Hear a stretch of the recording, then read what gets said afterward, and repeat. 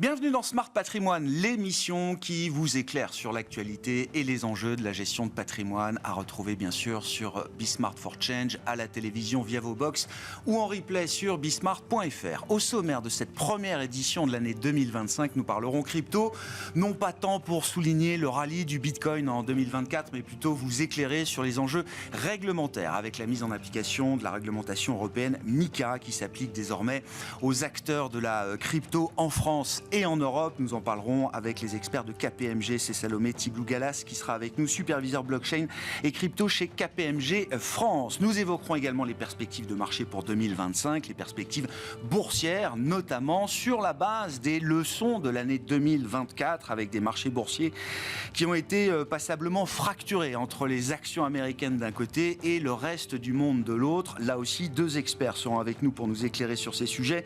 Régis Yankovici, le fondateur et dirigeant de Luxavie.fr et Marc Tempelman, le cofondateur de Cashbee. Enfin, l'œil de l'expert en fin d'émission sera consacré au sujet immobilier, l'investissement immobilier et plus précisément le décryptage des expertises immobilières. Et c'est David Sexig, le cofondateur de Remake Asset Management, qui sera avec nous en plateau pour l'œil de l'expert. Mais d'abord, parlons crypto, l'écho des cryptos pour entamer cette première émission de Smart Patrimoine en 2025. Nous parlons des enjeux réglementaires avec l'application du règlement européen dit MiCA, Markets in Crypto Assets, qui s'applique désormais aux acteurs de la crypto en Europe. Nous en parlons avec Salomé Tiblou-Galas, superviseur blockchain et crypto chez KPMG France. Salomé, bonjour. Bonjour. Bienvenue, merci beaucoup d'être avec nous. Depuis le 30 décembre, effectivement, 2024, s'applique la réglementation européenne dite MiCA aux acteurs de la crypto. Qu'est-ce que cette réglementation change pour les acteurs de la crypto établis aujourd'hui, Salomé ? Eh bien, premièrement, c'est une façon d'harmoniser le cadre réglementaire au niveau européen, donc qui remplace l'ensemble des cadres nationaux qui étaient précédemment en place. Vous l'avez dit, aujourd'hui, l'ensemble des acteurs crypto qui souhaitent opérer en Europe doivent donc obtenir ce statut CASP pour avoir le droit de le faire. Et donc, pour ces acteurs-là, c'est surtout des nouvelles exigences en termes de conformité. Donc, globalement, avant MiCA, pour avoir le droit d'opérer, il fallait remplir deux critères principaux, la lutte contre le blanchiment d'argent et la lutte contre le financement du terrorisme. La base, quoi. Exactement. Et c'est ce qui permettait en France d'avoir, par exemple, un enregistrement PSAN ou VASP dans les autres pays européens. Ouais. Aujourd'hui, on a des exigences renforcées, notamment sur trois critères. Des exigences financières, notamment en termes de réserve de fonds propres ou d'obtention d'une responsabilité civile professionnelle, d'une assurance. Le deuxième point, c'est plus de transparence, donc sur la gestion des fonds des clients, mais aussi sur les techniques commerciales utilisées. Et enfin, le troisième point, c'est de la protection des consommateurs, donc la prévention des abus de marché, par exemple, les délits d'initiés, et aussi se conformer à des réglementations sur la cybersécurité, et notamment la réglementation DORA. Donc, gros renforcement en termes de conformité. CASP, c'est prestataire de services en actifs crypto, c'est ça, pour comprendre un peu voilà, les anagrammes européens.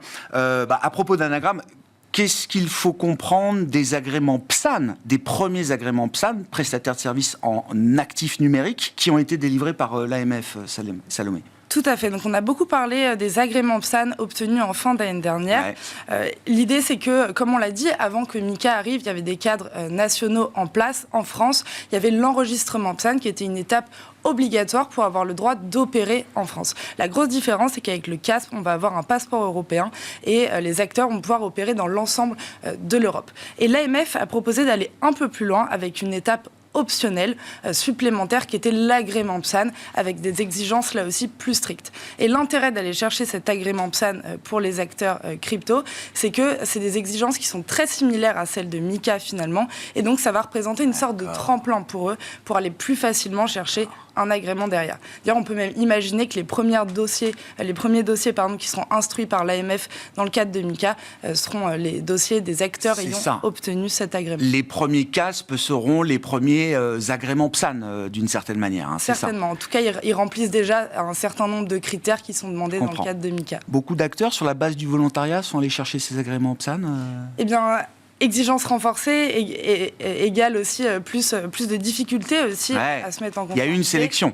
Donc il y a eu une sélection, il y a 5 acteurs qui l'ont obtenue. Et ce qui est intéressant de voir, c'est que parmi ces 5 acteurs, on a 2 institutions financières traditionnelles, Société Générale Forge et BPCE avec sa filiale Exarch.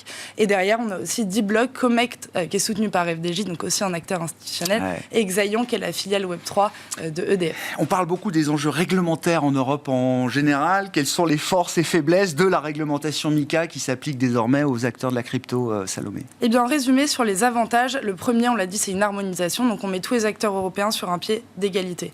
Le deuxième, c'est l'expansion. Encore une fois, ça permet de toucher tout le public européen, donc un public beaucoup plus large. Deuxième élément, c'est la professionnalisation du secteur. Cadre réglementaire strict, mais aussi clair. Donc, ça veut dire plus de légitimité de ces acteurs-là vis-à-vis des partenaires, d'investisseurs, mais aussi créer plus facilement de la confiance vis-à-vis de leurs clients. Et le dernier avantage, on l'a un peu dit, mais c'est une incitation aussi claire pour les institutions financières déjà régulées, qui d'une part pouvaient avoir plus de réticence à envisager des services crypto dans un cadre d'incertitude réglementaire. Et aussi, on l'a vu avec l'agrément PSAN, c'est des acteurs qui ont l'habitude de la conformité, donc c'est plus facile pour eux d'aller aussi peut-être chercher cet agrément. Est-ce qu'il y a des points négatifs quand même, malgré tout, à travers cette réglementation nouvelle qui s'applique aujourd'hui ? Eh bien, quelques inconvénients tout de même. Le premier, qui découle aussi de ce qu'on vient de dire, c'est que MiCA est assez rigide et s'applique de la même manière à tous les acteurs. Donc, on soit un acteur de la finance traditionnelle déjà régulé ou une petite start-up. C'est le one size fit all, quoi. Exactement. C'est la même taille pour tout le monde. Et ça va être plus compliqué, du coup, pour une start-up, déjà peut-être de constituer de la trésorerie pour constituer ses réserves de fonds, aussi de recruter des profils qui maîtrisent les enjeux de conformité pour pouvoir comprendre cette nouvelle réglementation. Et donc ça peut représenter un frein pour ces acteurs-là à l'innovation. Et le deuxième inconvénient, ce sont des défis communs, cette fois-ci, peu importe la taille des entreprises, mais plus en fonction des acteurs traditionnels et leur capacité à les accompagner. Un assureur, il faut qu'il maîtrise ces enjeux-là. Le régulateur, lui aussi, il faut qu'il comprenne l'applicabilité de MiCA en fonction des différents services. Et ça peut prendre du temps. Comment est-ce qu'on peut dépasser ces freins? Comment vous réfléchissez à ça chez KPMG, au service crypto et blockchain, Salomé, sachant que d'autres zones géographiques, c'est pas le sujet ici, vont sans doute se développer peut-être avec une réglementation beaucoup plus légère. Comment est-ce qu'on fait en Europe pour maintenir ce niveau de réglementation, mais faire en sorte que la réglementation ne soit pas une entrave au développement du marché, de l'innovation et des acteurs crypto, comme vous disiez? Bien sûr, pour nous, il y a 2 enjeux majeurs avec MiCA. Le premier, on vient de le dire, mais ça va être l'équilibre à trouver entre le temps de mise en conformité, notamment vis-à-vis des régulateurs, et la vitesse à laquelle va le marché pour rester compétitif. Le deuxième élément, c'est la capacité de l'Europe, en parallèle de ce cadre réglementaire qui est clair, mais qui, encore une fois, est assez rigide, et on est assez pionnier là-dessus, à mettre en place un plan d'investissement pour soutenir l'écosystème. Il y a 2 jambes. Exactement. Aux États-Unis, on le voit peut-être que l'innovation est plus facilement favorisée, en tout cas le financement. En témoignent les géants aujourd'hui du secteur, que ce soit Coinbase, Kraken, Binance. Et donc, si eux aussi s'inspirent de MiCA pour mettre en place un cadre réglementaire peut-être un peu plus souple, et qu'en parallèle, l'Europe n'est pas en mesure de soutenir davantage l'innovation par le financement, eh bien, on pourrait perdre en part de marché. Merci beaucoup Salomé pour cet éclairage premier de la saison 2025 de Smart Patrimoine dans l'écho des cryptos, cet éclairage réglementaire avec effectivement cette étape importante dans l'application de la réglementation européenne MiCA aux acteurs de la crypto. Salomé Thibault Gallas, superviseur blockchain et crypto chez KPMG France, était notre invité dans Smart Patrimoine aujourd'hui. Les leçons de 2024 sur les marchés financiers pour mieux naviguer dans la perspective de 2025. L'année vient de commencer. Nous allons dresser un bilan boursier de 2024, mais surtout tirer les enseignements de cette année passée pour l'année qui nous attend, avec 2 experts à mes côtés en plateau dans Smart Patrimoine. Régis Yankovici, fondateur et dirigeant de Luxavie.fr, et Marc Templeman, le cofondateur de Cashvie. Messieurs, bonjour à vous. Bonjour. Merci d'être avec nous. Question très ouverte sur ce qui vous a marqué de la dynamique des marchés financiers globaux en général en 2024. Je retiens une année de fracturation des actifs financiers entre notamment ce qu'on a vu sur le marché américain et dans le reste du monde. Régis, qu'est-ce qui vous a marqué, vous, de votre côté ? Alors bien sûr, on pourrait parler de ce marché bipolaire entre les États-Unis et le reste du monde. Il y a d'autres choses qu'on pourrait retenir, peut-être qu'on n'a pas vu. Par exemple, l'étonnante faible volatilité du pétrole. C'est quand même étonnant de voir l'Iran en guerre, se faire bombarder et un pétrole qui ne bouge pas. Une seconde chose que j'ai trouvée intéressante, dont on parle peu, c'est les taux d'intérêt chinois. Qui sont tombés, là, on est autour de 1%. Un effondrement des taux longs chinois. Absolument, absolument. Qui laisse craindre, je ne crois pas qu'il faille voir ça d'un bon œil, qui laisse craindre une déflation rampante en Chine. Alors, on pourra parler évidemment de la deuxième année consécutive du S&P 500, au-delà de 20%. D'ailleurs, sur les 6 dernières années, ça fait 4 ans à plus de 20, mais c'est juste de la folie, ça s'est pas vu, jamais vu historiquement. Donc voilà les quelques spots qui m'ont intéressé cette année. J'entends. Bon, on va y revenir, les enseignements de 2024 pour 2025. Sur 2024, qu'est-ce qui vous a intéressé, qu'est-ce qui vous a marqué, Marc Templeman? Alors, on peut rajouter quelques éléments. Je pense qu'on peut parler de l'or, qui a quand même très bien performé. Alors, typiquement, le cours de l'or évolue en sens inverse des marchés actions. Là, on a une année où, au-delà du S&P 500, l'or a monté plus que le S&P 500. Donc, autant dire que pour ceux qui adorent cette classe d'actifs, ils ont eu plutôt une bonne année. Et puis, on doit remarquer aussi quand même la stagnation du CAC 40, qui était un des mauvais élèves en Europe. Donc, certes, il y a eu ce monde bipolaire, mais dans ce monde bipolaire, la France a particulièrement pas su tirer son épingle du jeu. Tiens, enseignement, moi, ça m'intéresse beaucoup parce que je me souviens très bien qu'en début d'année 2024, sur les 3-4 premiers mois, on a parlé du CAC 40 comme étant un indice leader. C'est-à-dire que c'était l'indice qui devançait tous les autres. Je crois même qu'on surperformait peut-être la partie américaine. Ça a duré quelques mois pour le CAC 40 et c'est vrai qu'il y a une deuxième partie d'année un peu moins conséquente, pour dire les choses, Marc. A posteriori, comment on l'explique? C'est vrai qu'on s'est tous focalisés sur la situation politique, le désordre, le vide politique. C'est sans doute une partie de la réponse. Est-ce que ça explique l'ensemble de la sous-performance du CAC sur 2024? Non, je ne pense pas que ça explique la totalité de la sous-performance du CAC. Je pense que le CAC est très lourd en valeur du luxe. Le luxe est un secteur qui a souffert. Il y a une autre grande valeur qui est dans le CAC, qui est Stellantis, qui a beaucoup souffert. Et l'incertitude... Qui était à plus... Non mais, c'est ça qui est dingue. Premier trimestre, Stellantis était à plus 40. On est d'accord. Depuis le 1er janvier. Ça s'est effondré pour terminer à moins 20, moins 30, moins 40. Quoi. Et pour démontrer que l'incertitude politique n'est pas le seul facteur, l'incertitude politique existe aussi en Allemagne. Le DAX a bien performé, grâce notamment à une valeur, le SAP, une valeur technologique, qui à lui seul représente 40% de cette hausse de 10% du DAX l'année dernière. Ouais.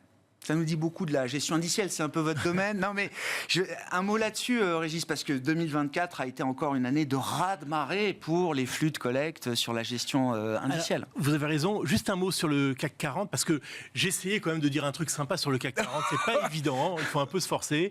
Mais en termes de performance relative par rapport à l'Eurostoxx 50, il y avait eu 2 très belles années, fin 2020, 2021 et 2022. Et 2023-2024, on a perdu toute l'avance.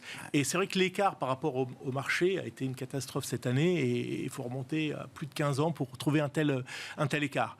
Est-ce qu'il faut jouer l'Europe ou... Je ne sais pas, ce sera peut-être une des questions plus tard. Mais oui, mais c'est ça. Concernant la gestion indicielle, d'abord, la gestion en stock picking, en mutual fund, a connu des dégagements record, 450 milliards qui sont partis de ces mutual funds. Je m'inquiéterais quoi, à leur place. Enfin, ils ont commencé à s'inquiéter. Ils sont en train de transformer leur mutual fund en ETF. Effectivement, moi, quand j'ai commencé à me spécialiser sur les ETF, c'était il y a 17 ans à peu près. Le marché des ETF, c'était à peu près 1000 milliards. À peine moins de 1000 milliards. Aujourd'hui, on est à 15 000 milliards de dollars. C'est un succès formidable. Ne me dites pas que c'est un effet de mode. Hein. Non, c'est une tendance structurelle. Voilà, oui. Non, parce qu'on parle souvent, on voit les articles, la mode Z. Non. Oh, avec un track record comme celui-là, effectivement, je crois que même Warren Buffett nous a toujours appris que faire mieux qu'un ETF S&P 500, c'était compliqué, même pour lui. Bon, sur 2025, alors, qu'est-ce que nous dit 2024 de ce qui peut arriver en 2025 ? Quelles sont les tendances, messieurs, que vous voyez se confirmer, se renforcer, s'exacerber encore cette année ? Quelles sont les tendances qui pourraient être altérées, modifiées, voire empêchées peut-être ? Alors, je prends la main. C'est très compliqué. C'est très compliqué parce que d'abord, il faut être extrêmement humble et se souvenir que début 2024, tout le monde attendait un S&P 500 autour des 5000 points et qu'on est à 6000. Donc, les prévisions, c'est compliqué, surtout puisqu'elles parlent de l'avenir. on a une tendance qui est ultra claire. On est dans une phase de bulle, il y a un tas d'indicateurs qui sont au rouge, les valorisations, le comportement des investisseurs, le positionnement des investisseurs. Vraiment, tout ça c'est euphorique, là. est extrêmement tendu. D'accord. Extrêmement tendu. Néanmoins, quand on regarde les marchés, et je crois qu'il ne faut pas attendre un signe macro qui va nous dire « Oh là là, on a eu le chômage à tel niveau », pas du tout. Je pense que le signe sera micro et qu'il faut regarder le comportement eux-mêmes des marchés. On se souvient qu'au mois d'août, on a eu une correction extrêmement violente. D'accord ? Oui. Ça a duré 3 jours Oui. et ça s'est corrigé. Donc, il y a des excès dans le marché qui sont prêts à, bing, à éclater. Maintenant, quand on scrute, pour l'instant, c'est d'un calme. Je ne sais pas si tout le monde est revenu de vacances, où il y a des réallocations de début d'année. C'est vrai que les cracks sont rarement en janvier, février ou mars. Mais voilà, attention. Donc peut-être un des conseils que je peux donner pour 2025, c'est dans son portefeuille, garder la possibilité d'ajouter du risque dans l'année. D'accord. On aura peut-être des Faire du cash, quoi. Faire du cash. Pas forcément, chacun avec son curseur, peut-être avec des fonds qui sont un peu plus prudents, avec pourquoi pas des fonds équipondérés. Ne serait-ce que ça. Le S&P, l'indice S&P équipondéré a plutôt bien fini l'année 2024, si je ne dis pas de bêtises. Alors, pas tout à fait. D'accord. Parce qu'en fait, toutes les mid-cap et les small-cap qui ont joué l'effet, qui sont remontés sur l'effet Trump début novembre, ont à peu près perdu ce qu'elles avaient gagné. Donc ça peut être des bons points d'entrée. Ouais. Mais voilà, selon le curseur, gardez une possibilité de rajouter du risque. Marc, vos réflexions en matière d'investissement pour 2025 là. Je vais rebondir sur ce que disait Régis. Je pense que quand tout le marché est one way et que unilatéralement tous les analystes prédisent une nouvelle année de hausse du S&P, il faut se méfier. Donc c'est le marché américain qui pose problème spécifiquement là. Je dirais deux choses. D'abord, je dirais qu'il suffirait d'un grain de sable pour faire changer ce sentiment, et quand le sentiment de marché change, ça peut aller très vite. Et ça va dans les deux sens, c'est-à-dire que ça pose un risque pour le marché américain, et c'est peut-être une opportunité pour le marché européen, où le sentiment est plutôt bearish, mais où quelques éléments, et je peux penser à un élément géopolitique, imaginons une seconde qu'on trouve un accord de paix en Ukraine, ça pourrait être le genre de facteur qui pourrait déclencher un sentiment bien plus positif pour les valeurs européennes. Donc, première recommandation, restez diversifiés. Deuxième, pensez peut-être à des classes d'actifs dites partiellement défensives. J'en pense à 2-3. Il y a une place pour nous, en tout cas dans les portefeuilles, pour des produits structurés qui vous protègent à la baisse. Certes, vous êtes limité à la hausse, mais qui vous protègent à la baisse, soit totalement, soit partiellement. Les conditions de marché restent bonnes pour Absolument. Ces actifs et ces produits structurés aujourd'hui. Qu'il y a une place à faire dans les portefeuilles pour ce type de produits. Et de l'autre côté, j'en ai déjà parlé mais j'en reparle, l'or, les commodités, c'est des classes d'actifs qui ont tendance, lorsque une crise se fait jour sur le marché boursier, à résister. Donc je partage tout à fait ce qu'a dit Régis, le marché reste beau, le sentiment reste bon, mais moi je me méfie quand tous les analystes sont dans le même sens. Voilà. Le consensus sur le S&P nous dit qu'effectivement, 2025 sera une nouvelle année de hausse pour le S&P 500. On n'a pas évoqué l'univers obligataire ou crédit, mais qui a été une classe d'actifs incroyable en 2024. Enfin, je crois que le rapport rendement-volatilité était imbattable pour des indices crédit. Ça reste là aussi, dans une allocation un peu globale, une classe d'actifs incontournable pour vous en 2025, Marc ? En termes de diversification, oui. Maintenant, je constate quand même que le niveau des défauts est en hausse aux États-Unis. Et donc, je pense qu'il faut distinguer entre, d'une part, les obligations étatiques, d'autre part, le crédit high grade, investment grade, et le crédit high yield. Sur cette dernière, la performance de l'année dernière a été effectivement impressionnante. Je ne suis pas certain qu'on pourra la répliquer cette année. Je serai un peu plus prudent, mais ça, c'est ma nature à moi. Oui, les écarts, les spreads se sont fortement compressés effectivement dans cet univers. Régis, pour rebondir avec vous, vous évoquez effectivement l'effondrement des taux chinois, l'idée d'une déflation qui s'installerait peut-être en Chine. Est-ce que le facteur chinois va être un facteur important en 2025 et comment est-ce que vous le voyez peut-être influencer la sphère globale des marchés ? Alors c'est compliqué d'avoir une idée claire de l'économie chinoise parce que, d'abord, on ne connaît pas toujours tous les chiffres, et puis d'un point de vue macro, ils ne sont pas très bons régulièrement. Que les plans de relance, pour l'instant, ne sont pas très clairs. Il y a une vraie volonté. Ce qui est nouveau depuis 2024, c'est qu'il y a une vraie volonté de relance, une prise de conscience de la situation. Et on voit que le marché chinois a une capacité de réaction extrêmement violente, extrêmement favorable, puisque en 3 semaines, il a pris 40% à l'automne dernier. Donc, mais cette impulsion déflationniste, je ne suis pas sûr qu'elle ne va pas nous toucher. La deuxième chose, c'est que tout le monde parle de l'intelligence artificielle et de l'impact sur les magnifiques 7, les 7 magnifiques. On dit les Batman maintenant. Il y a Broadcom en plus dans les. Allez, c'est les Batman maintenant. Les Batman. Mais je resterai démasqué. Je ne comprends pas pourquoi le marché obligataire ne nous dit pas qu'il y a un risque déflationniste. Parce que l'intelligence artificielle va avoir un impact déflationniste majeur, puisqu'on est capable de produire autant avec moins de personnes. Donc c'est plus de chômage, donc c'est une pression sur les prix moins forte. Et à partir de là, c'est l'inflation. Donc moi, je crois que le marché obligataire, effectivement, il faut faire la distinction, comme l'a dit Marc. Mais lorsqu'on recherche la protection, le marché obligataire me semble attractif, puisqu'on parle de risque inflationniste pour l'instant. Mais un peu de duration là pour 2025, ça peut être intéressant, effectivement, sur le marché obligataire. L'indice, le TFTLT sur les marchés américains, c'est ça. Les obligations long terme. Obligation long terme américaine, plus de 20 ans. C'est sa 4e année négative. Il n'avait jamais fait ça. Pourquoi pas en mettre un peu? Bon, voilà les grandes questions de 2025 et les réponses, en tout cas à ce stade, qu'on pouvait apporter, les éléments de réflexion. Merci à vous deux, messieurs. Marc Templeman, cofondateur de Cashbee, et Régis Yankovici, fondateur et dirigeant de Luxavie.fr, qui étaient les invités d'Enjeux Patrimoine dans Smart Patrimoine. Nous terminons ce premier numéro 2025 de Smart Patrimoine avec l'œil de l'expert. Carte blanche sur le sujet immobilier donnée à David Sexic, le cofondateur de Remake Asset Management. David, bonjour et bienvenue. Bonjour Grégoire. Votre carte blanche, si je puis dire, concerne l'immobilier à travers le sujet des expertises immobilières. On parle bien de pierre-papier, d'investissement et d'une classe d'actifs immobilières qui s'est considérablement financiarisée depuis quoi ? Une trentaine, voire une quarantaine d'années maintenant, David ? C'est ça, exactement Grégoire. En fait, on a une classe d'actifs qui s'est financiarisée dans les années 90, milieu des années 90. Les anglo-saxons sont arrivés en Europe et ont commencé en fait à importer des méthodes de financiarisation dans l'approche des immeubles, dans l'approche de l'immobilier. Alors ça veut dire quoi, financiariser l'immobilier ? Ça veut dire que finalement, si on regarde l'immobilier de manière assez simple, qu'est-ce qu'on a ? On a un point d'entrée, qui est le prix d'achat, on a un point de sortie, qui est le prix de vente. Entre les deux, il peut y avoir des fluctuations, ça ne vous aura pas échappé. Ces fluctuations, elles peuvent dépendre des marchés de taux. Et puis, dans toute la durée de détention, on va toucher des loyers qui vont s'indexer, évidemment. Mais ça nous fait penser à quoi, ce type de modèle ? Ça nous fait penser à une obligation.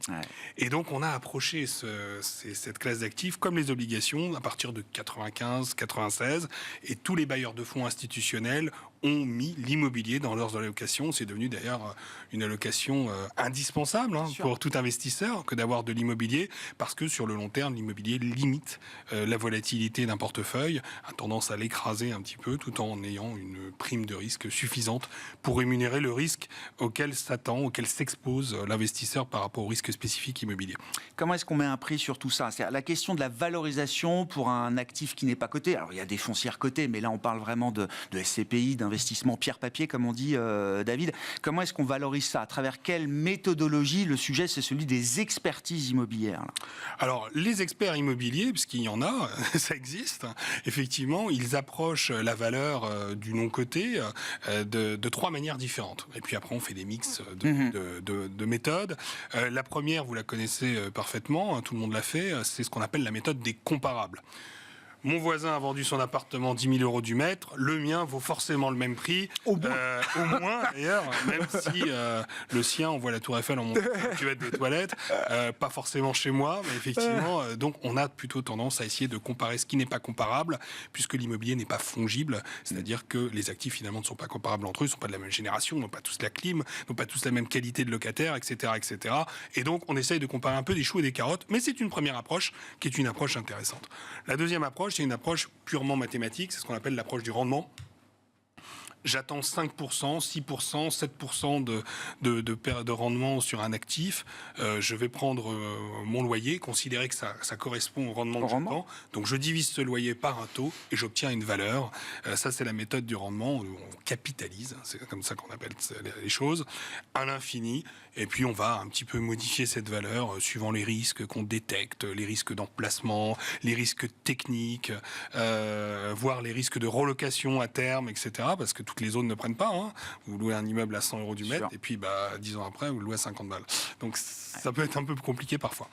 Ça, c'est la deuxième méthode. Et puis pour les actifs les plus complexes, par exemple les centres commerciaux, sont des actifs avec une multitude de locataires. Beaucoup de flux à intégrer. Exactement. Et bien là, on va simuler tous les flux sur une dizaine d'années qu'on va recevoir et qu'on va sortir, les travaux, les franchises de loyer, etc.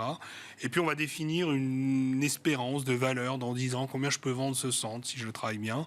Et on va, ce qu'on appelle, faire une actualisation. C'est-à-dire qu'on va ramener la somme de ces flux futurs à la valeur d'aujourd'hui. C'est-à-dire qu'on va en fait diminuer la valeur de ces flux parce qu'on va considérer que 1 euro vaut mieux que 2 tu l'auras. Exactement. C'est la méthode traditionnelle en finance qu'on utilise pour valoriser les actions. Pour les entreprises, oui, c'est ça. Exactement, c'est une méthode très classique. Et on fait un mix de ces trois méthodes et c'est ce que font les experts immobiliers de manière traditionnelle pour approcher la valeur d'un immeuble. Quelle est l'influence du facteur taux dans cet univers de méthodologie de valorisation de l'immobilier? Ça n'a pas été un sujet pendant très longtemps, ou en tout cas c'était un vent très favorable. Depuis 2-3 ans, on a compris que ça pouvait bouger dans l'autre sens.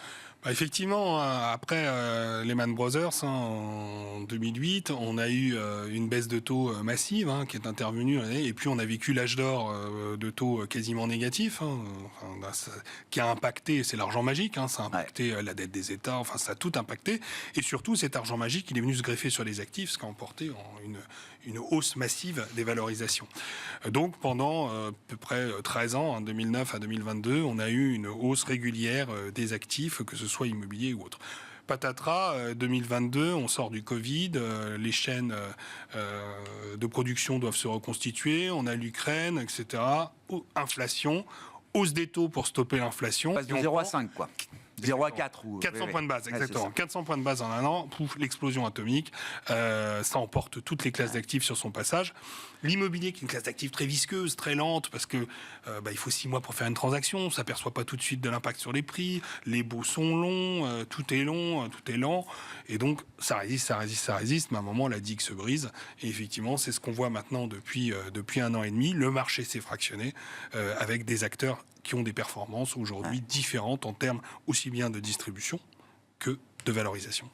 Pour conclure rapidement, David, est-ce que l'expertise, les méthodologies d'expertise sont nécessaires? Sans doute. Est-ce qu'elles sont suffisantes pour estimer la valeur d'un bien? Alors nécessaire, c'est important parce que ça permet de donner une tendance. Maintenant, j'aimerais juste rappeler que MSCI a sorti une excellente étude en 2023 sur les 20 dernières années dans tous les pays quasiment du monde, en tout cas les pays européens plus les US, dans lequel on a regardé la différence entre les prix de transaction et les expertises.